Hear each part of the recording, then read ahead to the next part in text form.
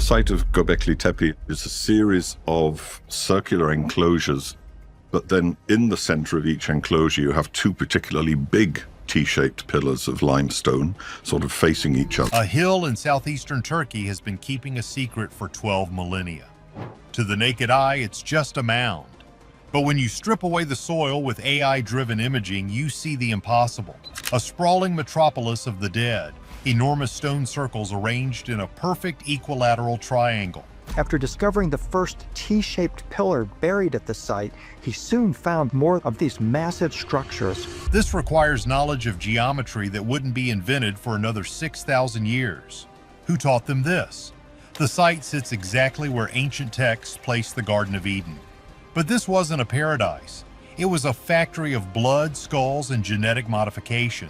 And we are just now unlocking the doors. The AI scan that broke history. We are standing on the edge of a paradigm shift. For the last 100 years, the history books have been very clear. They told us that 12,000 years ago, humans were simple. We were nomads. We were hunter-gatherers. We lived hand-to-mouth, chasing herds of gazelle, hiding in caves from the cold, and basically trying not to die. We didn't have writing, we didn't have math, we certainly didn't have architecture.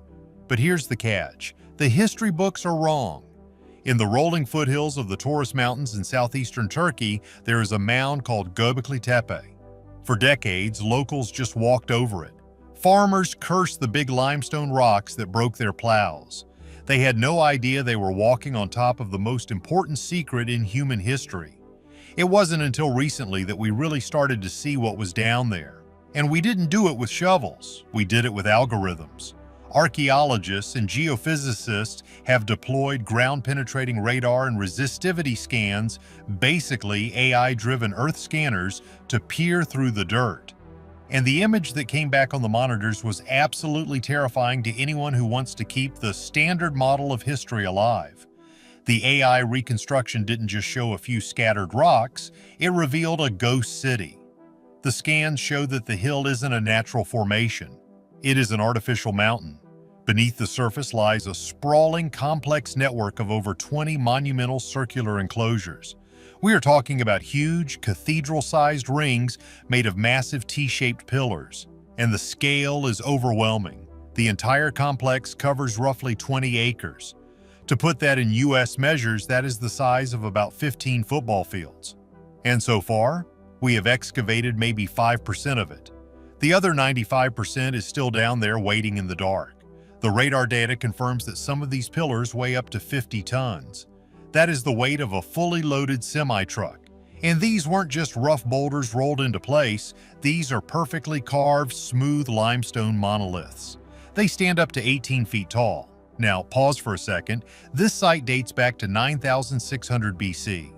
That is 7,000 years older than Stonehenge. It is 7,000 years older than the pyramids of Giza. This is so old that it predates pottery. It predates the wheel. It predates the invention of writing. So how on earth did a bunch of cavemen build a 20-acre megalithic complex that rivals the greatest temples of ancient Egypt? The AI models have stripped away the noise and revealed the layout in perfect clarity. And this is where it gets really weird. The enclosures aren't random. You would expect primitive people to build things haphazardly, right? A hut here, a circle there. But no. The computer analysis shows a hyper-complex geometric plan. The three oldest enclosures, enclosure B, C, and D, are arranged to form a near-perfect equilateral triangle. This is a geometric shape that requires a knowledge of math, spatial planning, and surveying that simply should not have existed in the Ice Age. To pull this off, you need to plan the entire site before you lay a single stone. You need blueprints. You need a unit of measurement. This discovery is the equivalent of finding a jet engine in a tomb from the Middle Ages. It's an anachronism. It doesn't fit. And the location adds another layer of mystery. The site sits at the very northern edge of the Fertile Crescent, sandwiched between the headwaters of the Tigris and Euphrates rivers. If you went to Sunday school, those names should ring a bell. Those are the rivers that the Bible says flowed out of the Garden of Eden. For centuries, people thought Eden was a myth, a fairy tale about a garden and a snake. But what if it wasn't a myth? What if it was a memory? A memory of a specific place where humanity suddenly woke up and gained the knowledge of high civilization. The AI reconstruction of Göbekli Tepe matches the geographic description of Eden almost perfectly. It is a temple in a garden situated on a high mountain overlooking the plains of Haran. But this wasn't a garden of flowers. The scans and the excavations reveal something much darker. The pillars aren't covered in vines or fruits. They are covered in predators. Lions, scorpions, spiders, snakes, vultures. The artwork is aggressive. It's menacing. And as we dive deeper into the wild theories, we have to ask, if this is the Garden of Eden, then who was the serpent? And what knowledge did the builders possess? Because the AI didn't just find walls, it found anomalies. It found alignments that point to the stars, and it found evidence that the people who built this weren't just simple hunter-gatherers. They were survivors of a global apocalypse, trying to reboot civilization. But here's the thing that really keeps archaeologists up at night. To build this, you need a workforce of thousands. You need to feed them. You need to organize them. You need a hierarchy. And in 9600 BC, that hierarchy wasn't supposed to exist, unless someone, or something, came along and taught them how to do it. The ground-penetrating radar is showing us the blueprint of the first gods, and as we are about to see, the technology they used to move these stones might be even more shocking than the layout itself. The anti-gravity mystery. Let's get real for a minute. Moving a 50-ton block of limestone is hard today. We have hydraulic cranes, flatbed trucks, and steel cables. In 9600 BC, they had rope made out of grass, and maybe some logs. So, how did they do it? The quarries for Göbekli Tepe are located about a quarter-mile away from the main site. That might not sound far, but the temple is on top of a ridge. They had to move these 50-ton monsters uphill. Standard archaeology tries to tell us they used the heave-ho method. Picture hundreds of guys pulling on ropes, rolling the stone on logs. But there's a problem with that. The terrain is rocky and uneven. Logs would crush under 50 tons. Ropes made of natural fibers would snap. And get this, the pillars are fragile. They are limestone, which is a relatively soft rock. If you drop it, it cracks. If you drag it over rough ground, you ruin the carvings. Yet the pillars standing in the pit are pristine. This has led to some of the wildest theories in the book. And honestly, some of them start to make sense when you look at the impossibility of the task. One theory that refuses to go away is acoustic levitation. We know that sound is a physical force. Today, in labs, we can levitate small styrofoam balls using ultrasonic sound waves. It's physics, not magic. But legends from all over the world, from Egypt to Tibet to Bolivia, speak of priests or builders using sound to make stones lighter. In the local Kurdish folklore around Göbekli Tepe, there are stories of singing stones or giants who could move rocks with a whistle. Did these ancient builders understand the properties of sound resonance in a way we have forgotten? The enclosures are circular. They are acoustically perfect. If you stand in the center and speak, your voice is amplified. Were these circles actually machines to generate the frequency needed to move the next set of stones? It sounds crazy, I know, but look at the alternative. We are supposed to believe that people who hadn't even invented the wheel yet organized a labor force of 500 men to drag stones uphill for decades without leaving a trace of a camp or a city for the workers. And then there is the lost tech theory. On Pillar 43 and several others, we see a very strange object carved into the stone. It looks exactly like a handbag. You've probably seen this on the internet. It's a small square bag with a curved handle held by the gods or the figures on the pillars. Here is the catch. This exact same handbag shows up in ancient Sumerian carvings thousands of years later. It shows up in Olmec carvings in Mexico across the ocean. It shows up in Maori art in New Zealand.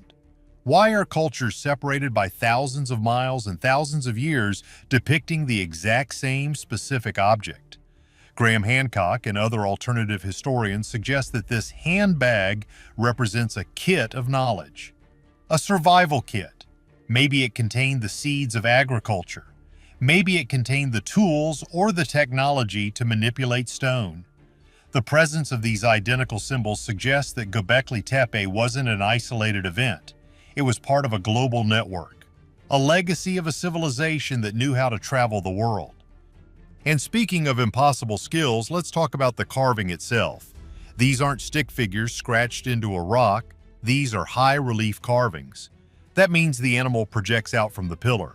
To do this, you have to carve away inches of rock around the animal. You have to remove tons of material just to make the lion pop out. This requires steel-like precision, but they only had flint tools. Have you ever tried to carve limestone with a piece of flint? It's a nightmare. To achieve the smoothness and the detail we see at Göbekli Tepe would take master craftsmen lifetimes of practice. But there are no practice sites. That is the smoking gun. Usually in archaeology, you see a progression. You see the ugly, clumsy attempts first, and then over centuries, they get better. Göbekli Tepe just appears. It pops into existence fully formed, perfect, and massive. It's like someone landed a spaceship and built a cathedral, then left. There is no learning curve. This sudden explosion of genius is what researchers call the Neolithic Revolution. But revolution implies it happened from within. The evidence at Göbekli Tepe suggests it was an intervention. Someone arrived. Someone with the handbags. Someone who knew geometry. And they didn't just teach them how to build, they taught them how to bend nature itself. Because right around the time this temple went up, something strange happened to the local grass. It turned into wheat. Triangulating paradise. Let's go back to the Bible. I know it's a religious text, but treat it as a historical record for a second. The book of Genesis describes the Garden of Eden. It says it had trees that were pleasant to the sight and good for food. It says it was the source of the 4 great rivers. And then it says Adam and Eve were kicked out. They were forced to till the ground. In scientific terms, this is the transition from foraging, garden, to farming, tilling. And where did this happen? Right here. Geneticists from the Max Planck Institute analyzed the DNA of 68 modern lines of wheat. They traced them all back to a single common ancestor. And guess where that ancestor wheat grows wild? On the slopes of Mount Karakada. Mount Karakada is visible from the top of Göbekli Tepe. It is 20 miles away. This means that the very first farm in the history of planet Earth was located in the shadow of this temple. This confirms the wild theory that the temple came before the city. The urge to build this massive complex was so strong and required so many workers that they literally had to invent agriculture to feed them. They genetically modified wild grass into high-yield wheat. Was this the knowledge given by the serpent? In the biblical story, the serpent tells Eve that if she eats the fruit, her eyes will be opened and she will be like God. At Göbekli Tepe, the snake is the most common motif. It is carved on the pillars, crawling up the sides. But it's not a demon. In the ancient world, the snake was often a symbol of wisdom, rebirth, and the cosmos. Is it possible that the serpent wasn't a snake, but a group of people? The wise ones? The AI analysis of the site's layout gives us another clue. As I mentioned, the 3 main enclosures form a triangle. But it's not just any triangle, it aligns with the stars. Specifically, it seems to align with the star Sirius or the constellation Cygnus, the swan. In 9600 BC, the star Sirius, the dog star, would have been just appearing on the horizon for the first time in thousands of years due to the precession of the Earth's axis.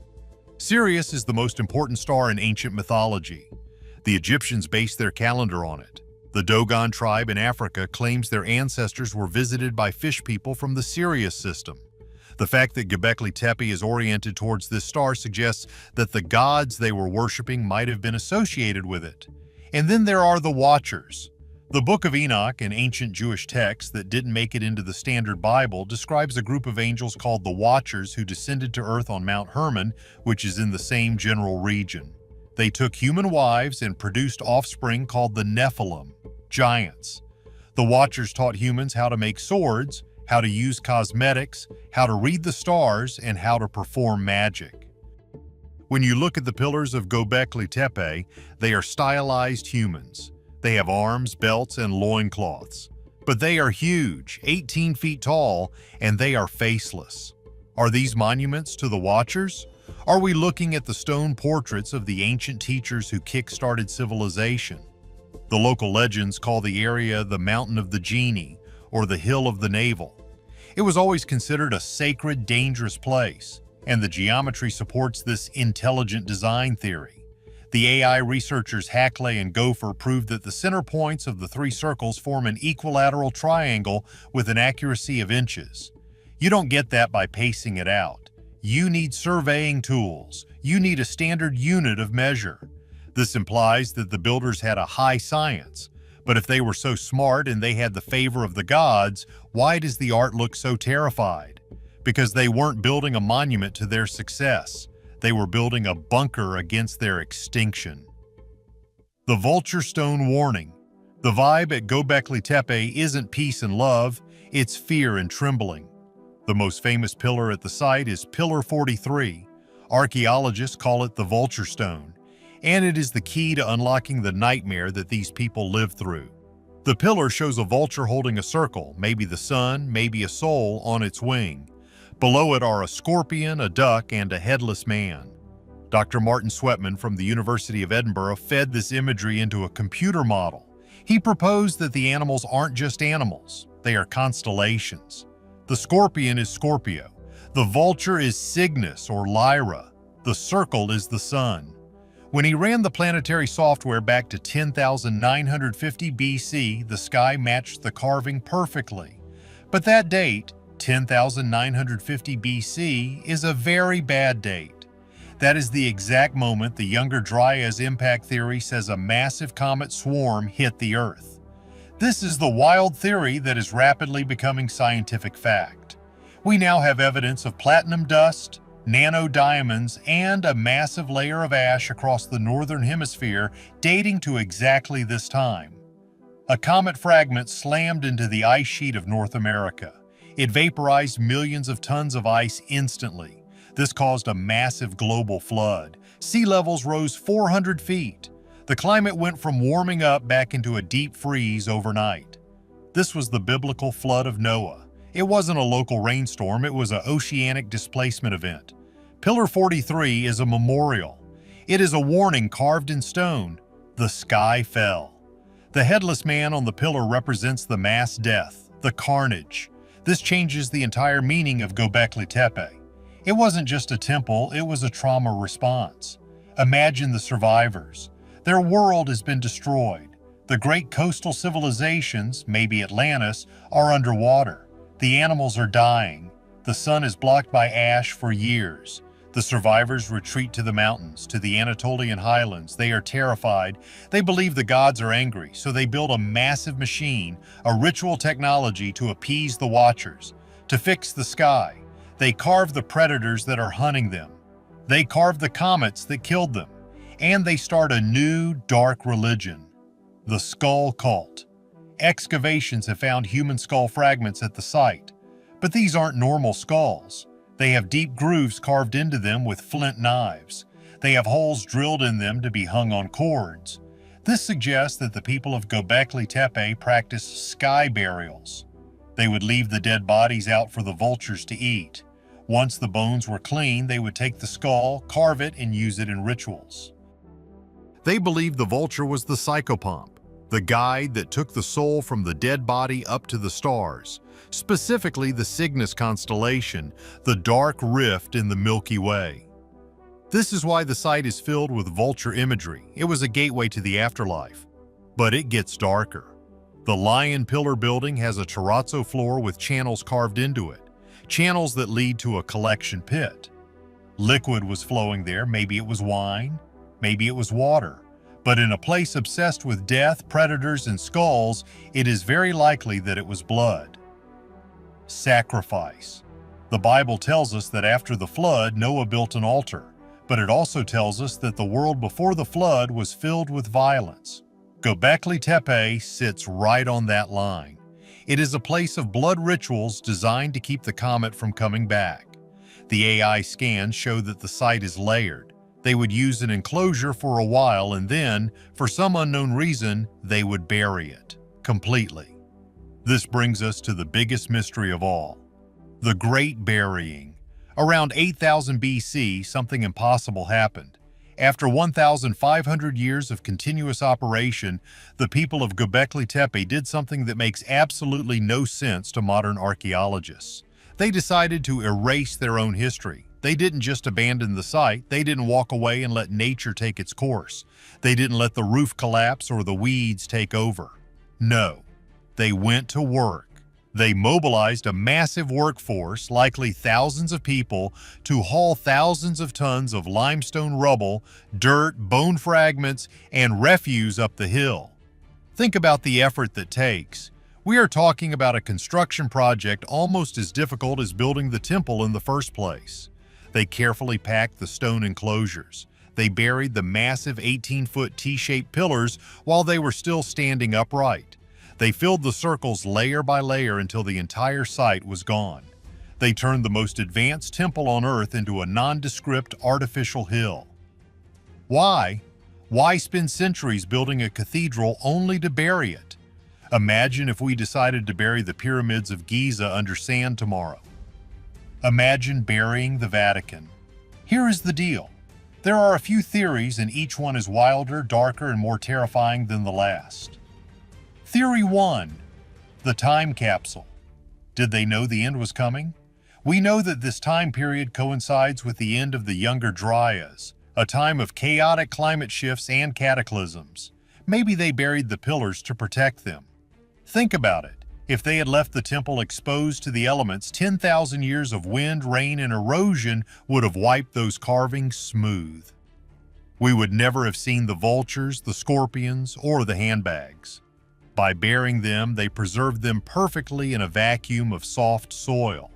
Was this a message to the future? A time capsule left by the Watchers or the survivors of Atlantis to prove they existed?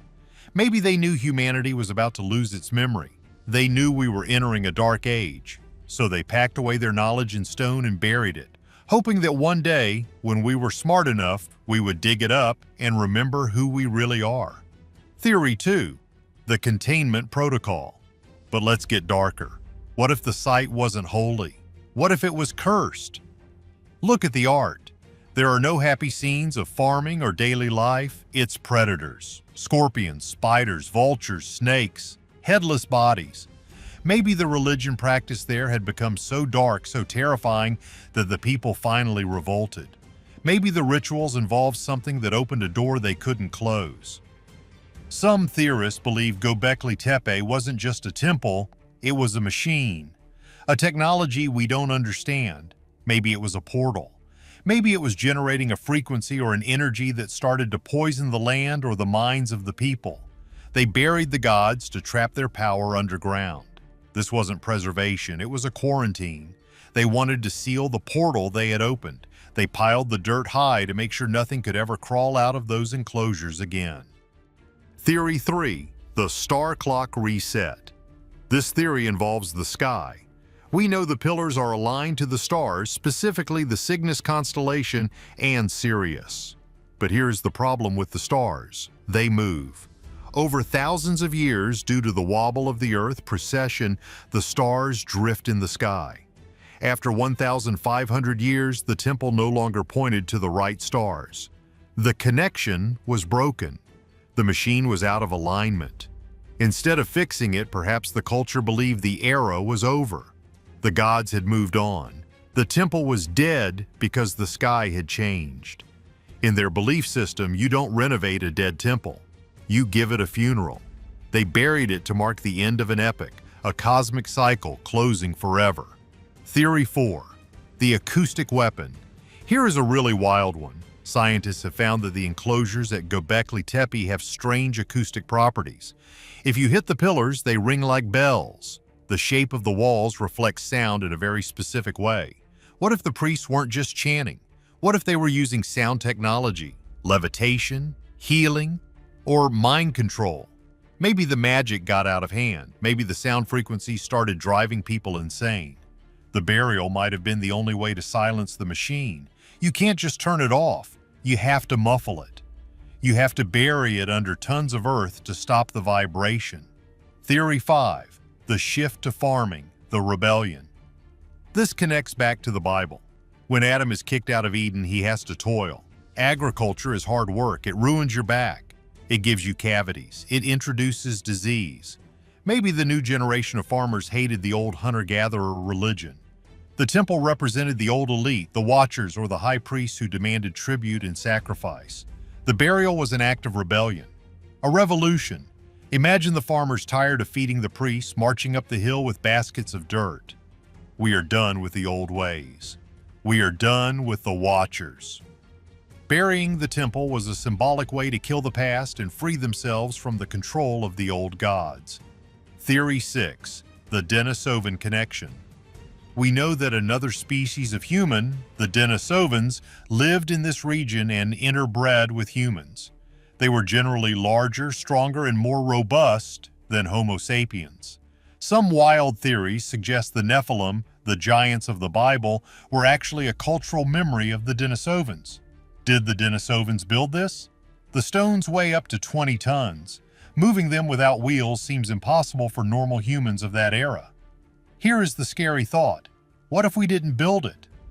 What if they did? And when the Denisovans went extinct or were hunted down by us, the humans buried their temples to erase their memory. We wanted to wipe the slate clean. We wanted to be the only masters of the earth. The final warning. Here is the reality check. The AI scans have only revealed 5% of the site. There are still 15 or more circles underground. What if the older circles are even larger? What if as we dig deeper we find the tools they used? What if we find the handbags made of metal? Or the skeletons of the priests? And they aren't human? The deeper we go, the older it gets. And the older it gets, the more advanced it seems to be. This is the reverse of what we expect. Civilization didn't slowly rise from cavemen to builders. It started at a peak, a golden age, and then collapsed. We are a species with amnesia. We forgot who we were. We forgot what we could do, and we forgot the warning left on the vulture stone. Göbekli Tepe is the wake-up call. The Garden of Eden wasn't a myth. It was a real place. It had real geography. It had real tragedy. And now, after 12,000 years of silence, the dirt is being removed. The pillars are seeing the sun again. The gates are open, and whatever we bury down there is starting to wake up. So what do you think? Was Göbekli Tepe a school built by the Watchers to teach human civilization, or was it a desperate bunker against a comet impact? And why on earth did they bury it? Did they want us to find it, or was it meant to stay hidden forever? Let me know your wildest theories in the comments below. I seriously read all of them. And if you want to keep digging up the truth about our lost history, make sure you smash that like button and subscribe. You won't believe what we are covering next.